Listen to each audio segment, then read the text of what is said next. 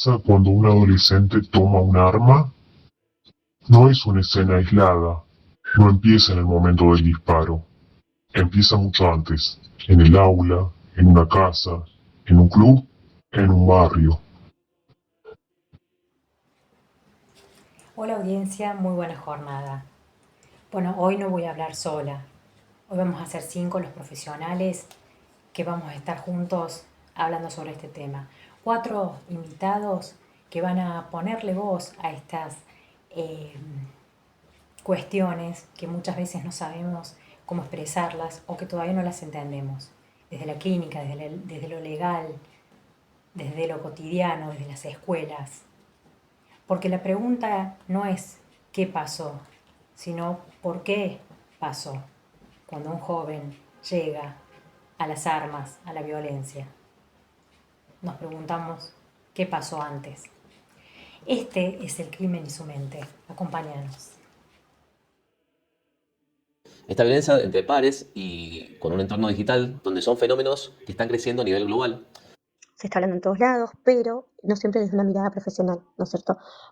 Sesgar a que el culpable es el niño, cuando en realidad el propio Estado es el responsable y es quien debe velar por la seguridad. El protocolo exige primero poder identificar la persona que realiza la amenaza. Es más fácil para un alumno volverse un agresor. Lo que me pregunto es qué hacer, ¿no? ¿Cómo seguir? ¿Cómo tomarlo?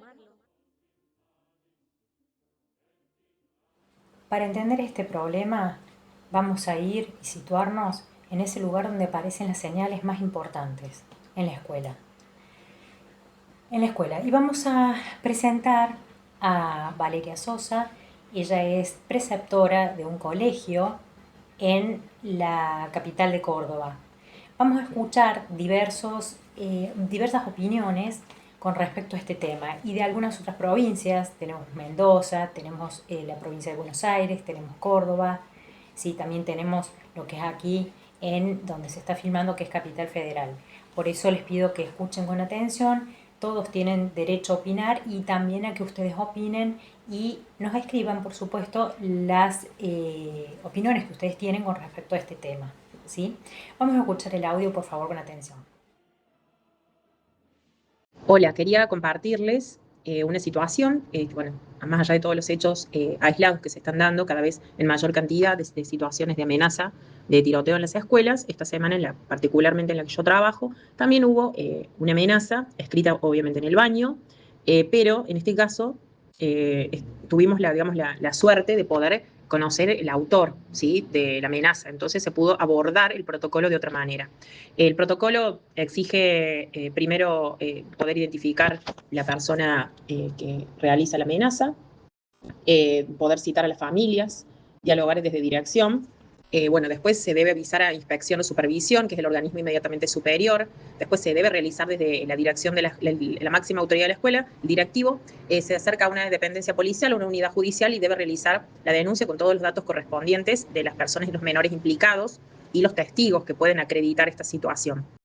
Bueno, una vez realizado eso, la escuela ya queda desafectada y simplemente recibe lineamientos o por parte del sistema judicial o por parte de inspección, ¿sí? Porque ya excede y será parte del juzgado, ¿sí?, citar a las familias con el menor para poder resolver y dar claridad a este tipo de situación.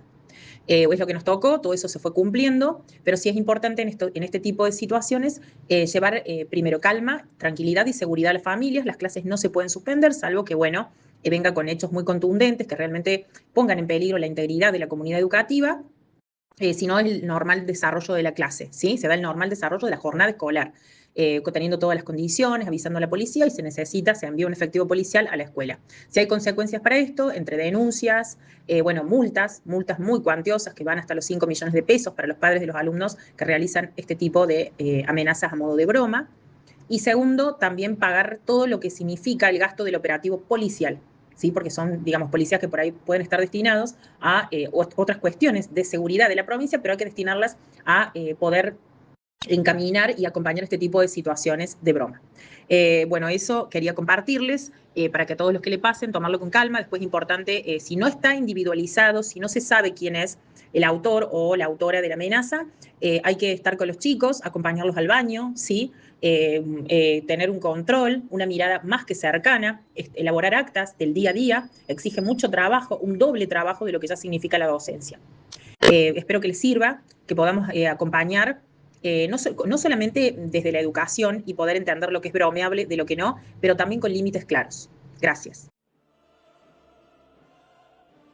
Gracias, Valeria, por tu aporte.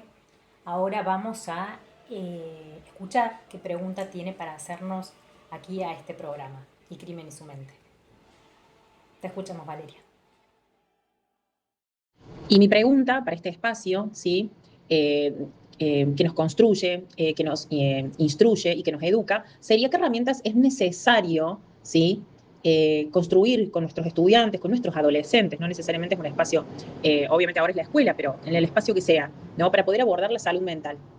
Acompañar a los chicos a resolver los conflictos de una manera que no sea a través de la violencia. ¿Qué herramientas son importantes? En esto lo consulto acá en este espacio de profesionales de la salud, profesionales en cuanto a lo que es la ley, sí, que nos puedan aclarar y que nos puedan por ahí, digamos, delinear estas acciones que son importantes y también las herramientas que tenemos que poder generar en los chicos para que puedan resolver las cosas de una manera asertiva, ¿sí? Y no a través de la violencia, sino de la palabra. Muchas gracias. Bueno, vamos a responder a las preguntas de Valeria, en este caso son 3, y que van a ver que se van a ir repitiendo en lo largo de este podcast. ¿Qué pasa? En estas 3 preguntas, se las resumo, tiene que ver con las herramientas, la salud mental y la prevención. Bueno, vale aclarar esto, ¿por qué? No todos los jóvenes que tienen niños que tienen algún trastorno o padecimiento en su salud mental van a delinquir, y no todos los que delinquen tienen algún padecimiento mental, ¿sí? Para eso tendremos que entrar en los conceptos de lo que es salud mental y lo que no es salud mental, lo que es un trastorno o una patología, ¿sí? Pero básicamente cabe aclarar esto que les acabo de decir. No todos los chicos que delinquen van a tener algún problema de salud mental, ¿sí? Entendiendo como que los problemas, las patologías de salud mental ya son temas que tienen que ser tratados no solo por la terapia, sino también otros profesionales más en equipo. Con respecto a lo que es la prevención, tiene que ver un poco con esto que hemos hablado ya otras veces de la socialización primaria y secundaria. La terciaria la hemos nombrado en algunos casos que hemos tenido que hablar sobre la reinserción social, pero en este caso hablamos de la primaria y la secundaria como las básicas, las más importantes. La primera, ¿por qué? Porque tiene que ver con el seno familiar, porque es ahí donde uno aprende las primeras reglas y normas de convivencia. Cuando uno nace hasta que pasa a las instituciones secundarias, la socialización secundaria. En ese ámbito familiar, que es la institución primaria, es donde uno aprende básicamente todo lo que va a ser el resto de su vida. Aprende lo bueno, pasa por experiencias malas, buenas, más o menos, o sea, todo depende, ¿no es cierto?, del ámbito familiar. Ahora, ¿qué pasa cuando pasan a la segunda institución o a la socialización secundaria? Estamos hablando de los colegios, las escuelas, las salitas, los clubes, las iglesias. Ahí ya se aprenden otras reglas morales, otras reglas de conducta, otras normas, ¿sí? Entonces, todo lo que se aprendió en esta socialización primaria se continúa en la secundaria, en la socialización secundaria, para no confundir. ¿Qué pasa cuando falla la socialización primaria? Tenemos absolutamente todas las consecuencias para el resto de la socialización secundaria. ¿Qué pasa cuando en el ambiente familiar hubo violencia, hubo agresiones? Bueno, ahí tenemos, ¿no es cierto? Cuando pasan a otra instancia, eso se replica porque uno de chico absorbe todo lo que pasa en esta socialización primaria, en esta institución familiar, ¿sí? Espero que esto hasta acá quede claro, porque en lo que es la prevención, nosotros, si bien no podemos prevenir que en la institución familiar pase algo, en algunos casos sí podemos intervenir, pero no es nuestro caso. A nosotros nos llegan en el colegio directamente las personas que ya han pasado por esa socialización primaria. Entonces llegan los niños al colegio con toda una historia, con cada uno de los chicos es una historia. Por eso acá vienen las herramientas. Por cada chico es una herramienta, y no general.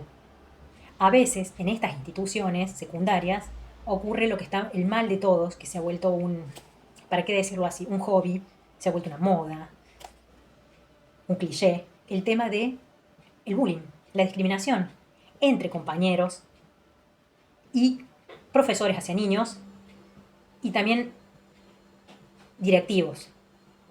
Entonces, no todo ocurre en la socialización primaria. Tenemos una socialización primaria perfecta, divina, y llegamos a la institución y nos encontramos con esta discriminación. ¿Y qué hacemos? Bueno, gracias Valeria y seguimos.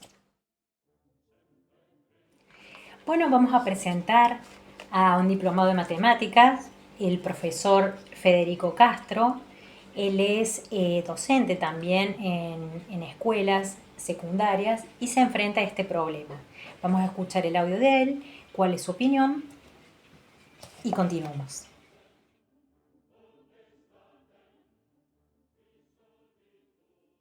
Hola audiencia, hola Fernanda, ¿qué tal? Mi nombre es Federico Castro, soy docente de matemática y trabajo en 2 colegios.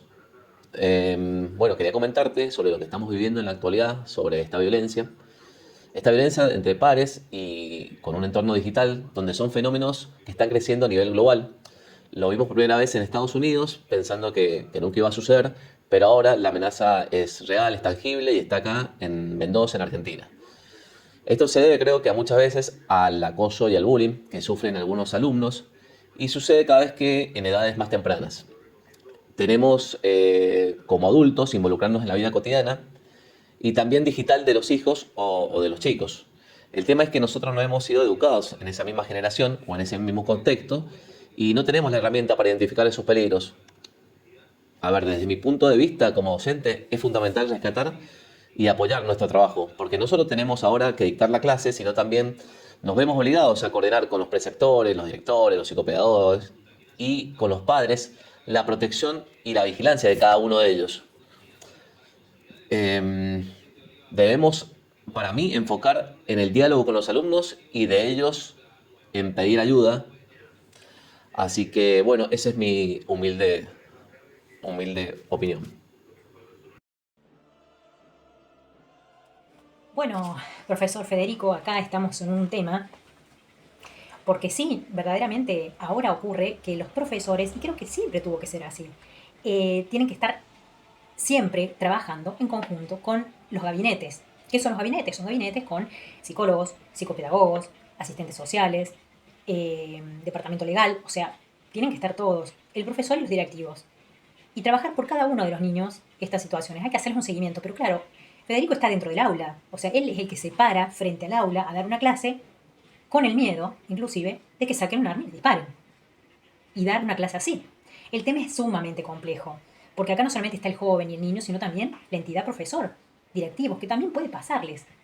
Hablan de hechos en Estados Unidos. Nosotros hemos tenido un hecho no hace mucho tiempo, que es el de Carmen de Patagones. Un niño que le hicieron bullying. Un día dijo, voy, los mato a todos, e hizo una masacre.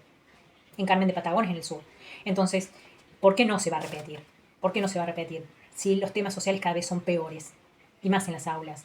Hay que poner un poco de hincapié en esto, en observar los chicos, las conductas. Cada uno de los chicos que entra al aula viene con una historia, y más en la adolescencia, viene con un historial, un bagaje de todo en su cabeza, porque lógicamente están cambiando sus hormonas y no se entienden un montón de cosas, y ahí viene el famoso bullying, para agregar más sal al caldo.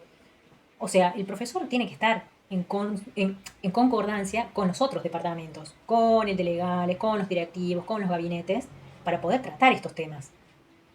Dar una clase, ¿no es cierto? Profesor de matemáticas. Tomarse el tiempo de dar una clase sobre bullying, cuando un chico en la casa no le dan de comer, viene con hambre, viene mal vestido, no se baña y le hacen bullying, aunque uno le hable de bullying, ese chico en algún momento va a actuar de alguna manera, buena o mala. Lógicamente, todos los indicadores dicen de que va a actuar de mala manera, o sea, de esta manera delictuosa. Entonces, sí, lógico, hay que trabajar en equipo, que antes quizás no lo era, pero bueno, acá tenemos las consecuencias. Se debe trabajar en equipo, por cada uno de los chicos, pero por cada uno y cada uno de ellos.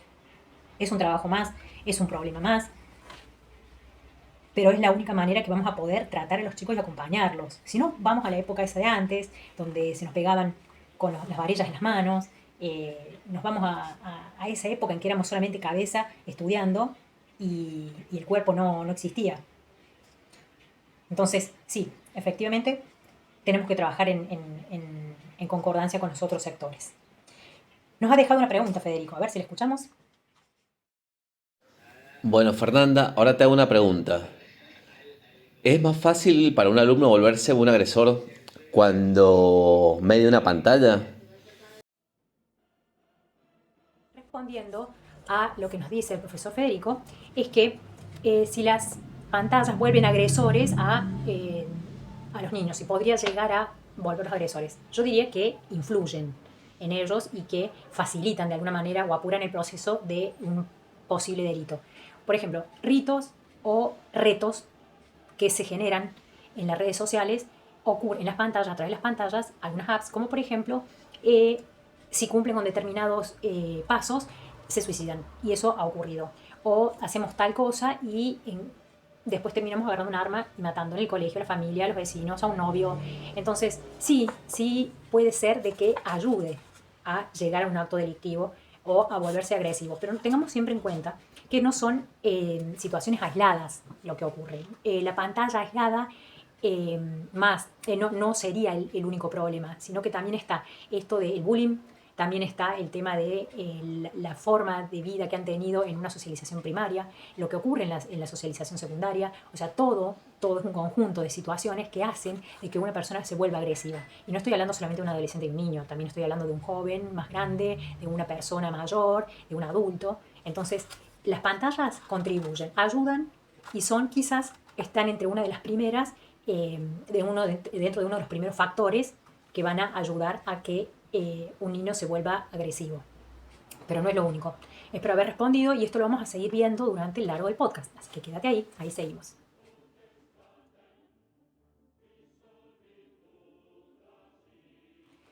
Bueno, les presento a Marianela.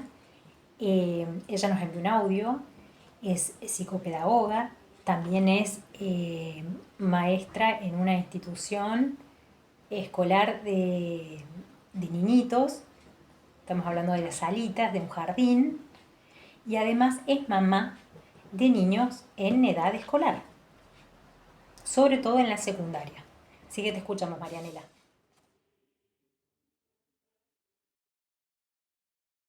Hola, ¿cómo estás, Fernanda?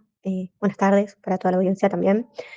Bueno, la verdad es que me gusta mucho que se trate este tema en el podcast de hoy, porque se está hablando en todos lados, pero no siempre desde una mirada profesional, ¿no es cierto? Por eso es tan importante que una profesional como es Fernanda en esta área eh, explique y comente cuáles son las pautas, ¿no? Cómo prevenir, cómo abordarlo, cómo tratarlo aún cuando pasa, porque sabemos que aunque son casos aislados, la violencia en la escuela sucede y sucede cada vez con más frecuencia. Em, pero sabemos que en realidad son más los hechos de solidaridad, de amor, de respeto. Pero bueno, lamentablemente la escuela es un reflejo de lo que pasa en la sociedad, ¿no? Bueno, le agradecemos a la psicopedagoga Leonardelli Marianela, que además de ser docente en un jardín, también es mamá de niños en edad escolar, sobre todo en la secundaria. Entonces, esto quiero rescatar antes de hablar del audio de ella, es cómo profesionales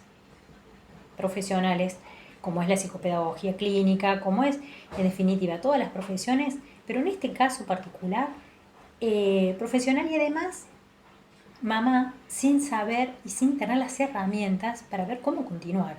¿Qué hago? ¿Llevo a mi hijo al colegio? ¿No lo llevo? ¿Qué garantías me dan si lo llevo? Todas estas dudas que son las que se presentan. Y siempre les dejo aquí claro que siempre está bueno que puedan aportar, ya sea mandando un mensaje o queriendo participar en el programa, que eso no hay ningún problema. Si tienen alguna duda, algún tema que quieran sacar, de más está decir. Esto lo vamos a continuar porque es un tema larguísimo, de hace mucho tiempo y que vemos que se va a seguir dando, lamentablemente. Como, como docente, como psicopedagoga y como madre de un niño de primer año de secundario, recién comenzó en marzo y bueno, en abril empezó a suceder todo esto. Lo que me pregunto es qué hacer, ¿no? ¿Cómo seguir? ¿Cómo tomarlo? Me preocupo en serio, no armando la escuela, lo tomo como un chiste adolescente y lo mando igual, y si pasa algo, ¿no? Como que, bueno, uno tiene ese miedo, esas dudas. Em, Así que nada, vuelvo a agradecerte por tratar este tema.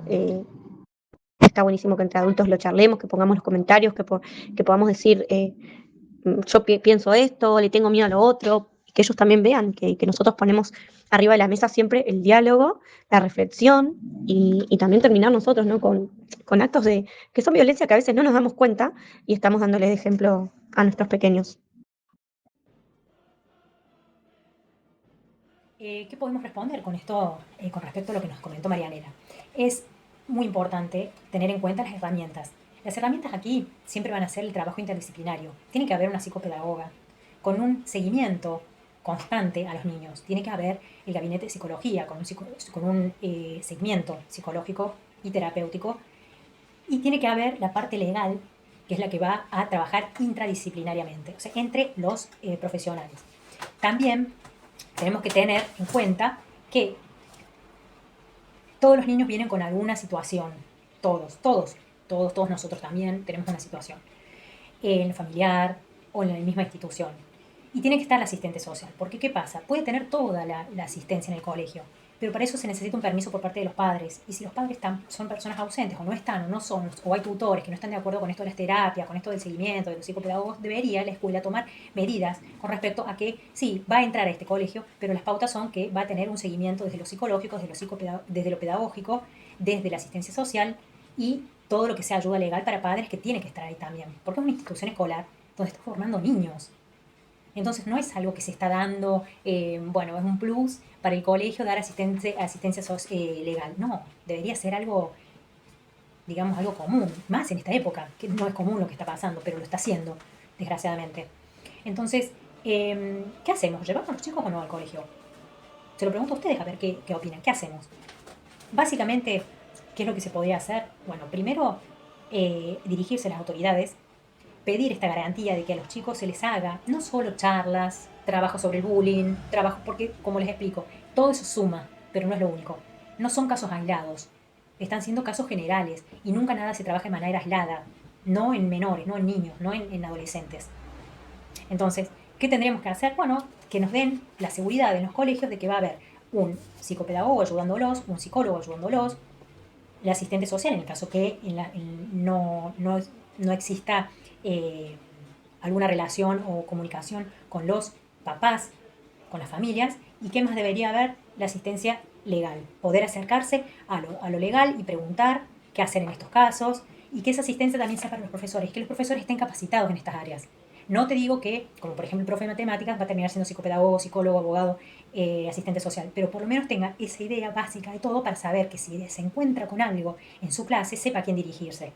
Por eso es con todo el equipo, y entre el equipo tiene que haber asistencia también. Viene un chico, escribió, los voy a matar a todos. ¿A quién me dirijo? ¿A la directora? ¿A la psicopedagoga? Y bueno, siempre es bueno dirigirse a los que están, a los lineamientos que les dicen en el colegio. Pero si necesitan una asistencia legal, tiene que estar. Y un asistente social para que se dirija a esas casas y vea que esas familias y digan, bueno, acá está pasando algo. ¿Sí? Eso es lo que me parece que deberíamos hacer. Y el miedo nunca fue buen aliado. Entiendo que se trata de los hijos. Y nada que decir. Pero somos nosotros los adultos, los que tenemos que estar fríos, conscientes y pedirle a las escuelas que respondan por nosotros. Y nosotros, como padres, responderle a la escuela. Estar abiertos a escuchar. En nuestras épocas, hablo de mi época, no se podía hablar del psicólogo. No se podía decir que íbamos al psicólogo, nos retaban. Era otra época. Hoy los niños tienen más posibilidades de que los padres le den la apertura de decirle, bueno, ¿qué pasó? ¿Qué te están haciendo? ¿Qué te dicen? ¿Está? Y sí, es bueno hablar del bullying, para que ellos no lo hagan, ni para que se los hagan. ¿A quién se tienen que dirigir? Y por favor, los profesores y directivos eviten comentarios que sean discriminativos. Seguimos.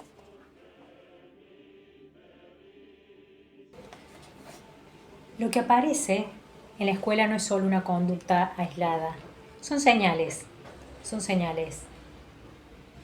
La violencia no irrumpe de golpe, sino que se construye.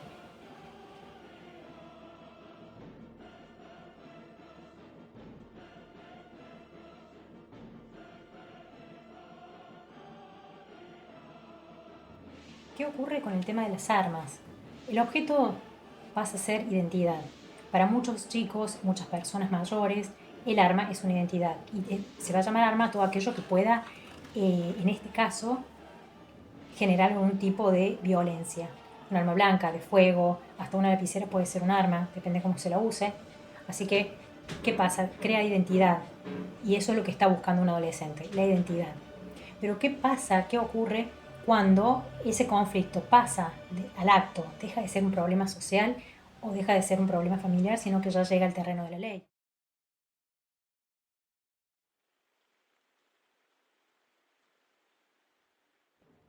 En Argentina no todos los menores son penalmente responsables. Hasta los 16 años son inimputables. De los 16 a los 18 se pueden ser juzgados por delitos mayores, ¿sí? Pero la ley no alcanza a explicar todo. Ese es el tema. Porque no todos los adolescentes comprenden, como todos, no comprendemos de la misma manera. Vamos a darle el paso al doctor Iribarne del Bene Nicolás, abogado, que él nos va a explicar un poco qué es lo que está ocurriendo. También tiene sus dudas, que las trae aquí, pero nos va a dar una explicación que es interesante escuchar este audio también porque es una visión quizás que amplía todas las otras visiones. Así que lo vamos a escuchar, doctor. Con relación al tema de la violencia en las escuelas, la realidad es que la actitud que tienen las autoridades es una actitud punitivista. O sea, piensan en la sanción a las familias y a los niños y adolescentes. Y sanciones económicas que podrían dejar a la quiebra a una familia. Y la realidad es que el problema es muchísimo más grave y ellos tienen más responsabilidad de la que asumen.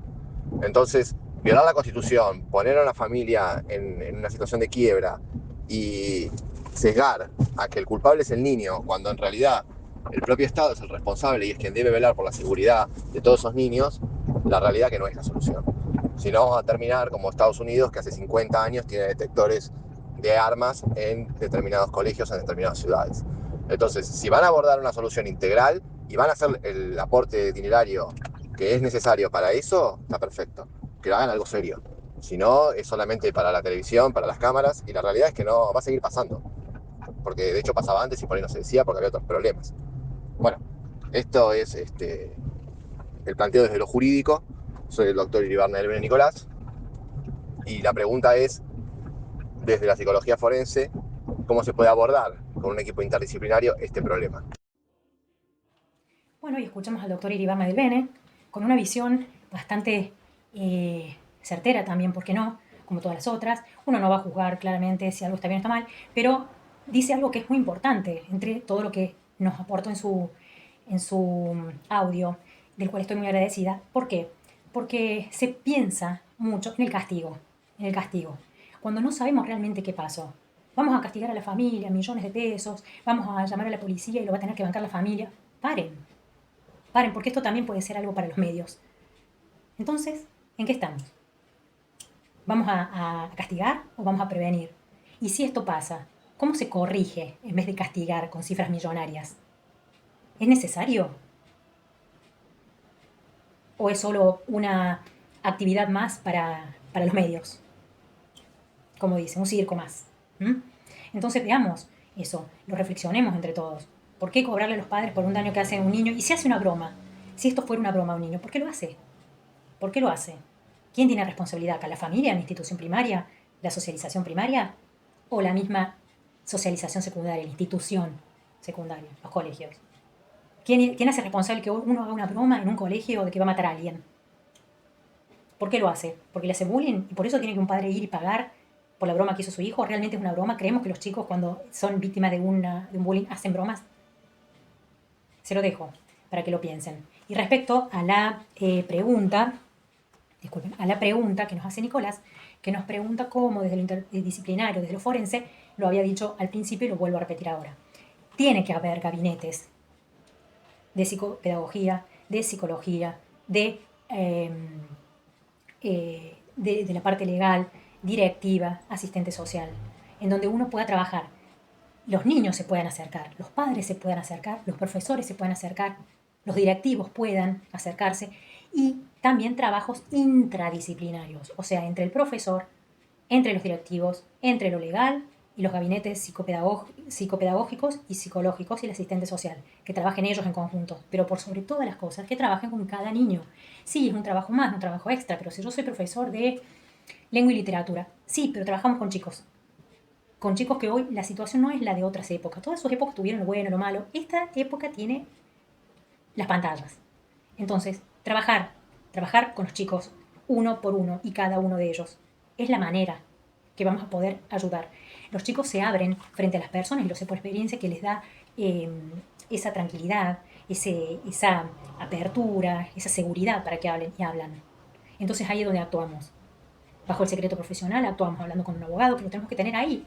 El representante legal tiene que estar la directora para decirle necesito hablar con el representante legal, hablar con la psicóloga, cómo tomo este tema, hablar con la psicopedagoga, cómo se desenvuelve en el colegio, en el aula, hablar con los profesores, decirle qué ves, qué conductas ves. Si no es llegar a la clase, darme vuelta e irme, pero en ese darme vuelta puedo recibir un tiro, como lo peor, o demás cosas. Entonces, por favor, tengamos en cuenta esto que dijo el doctor Iribarne del Bene, que si es para castigar o simplemente para demostrar que hacemos algo por nuestros niños.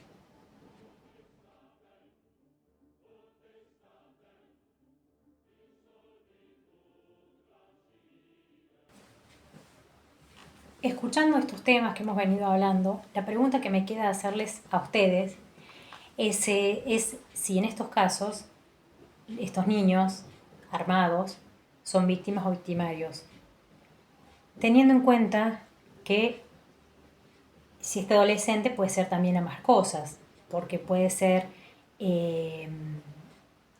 causar el daño, pero también puede ser víctima de los problemas que existen de las distintas socializaciones.